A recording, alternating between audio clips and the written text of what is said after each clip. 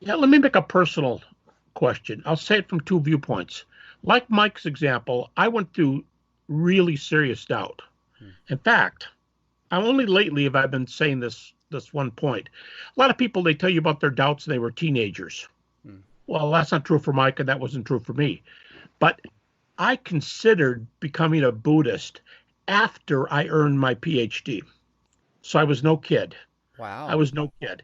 I went through doubt for 10 straight years and parts of 10 years after that. 20 years. Okay, that's one thing. Keep that in mind. Back burner. Then in 1995, my wife, my closest friend in the world, the mother of my four children, died of stomach cancer at the age of 43. Mike and I were getting to know each other quite well at that time. And I remember he drove a long way to come to the funeral. I will always remember that, Hmm. to come to the funeral.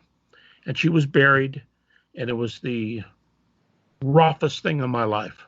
Okay, those two things, a lot of doubt, and the closest person to you dies. I had just worked through my doubt, maybe, I don't know, 10 or so years before my wife died, and things were just calming down. So doubt for me was calming down. But then this horrible, as I told my closest friends, the worst possible thing has happened to me. Today, by God's grace, I don't think I've wrestled with doubt for 30 years.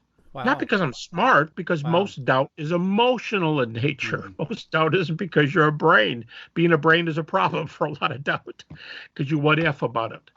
So my doubts have been gone. By God's grace, I was remarried, but you know, Paul says in First Thessalonians, we grieve, but not as those without hope.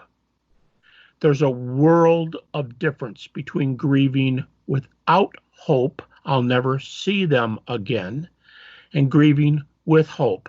This is rough, but we'll be together because Jesus has been raised from the dead. So for me, the resurrection ties these things together.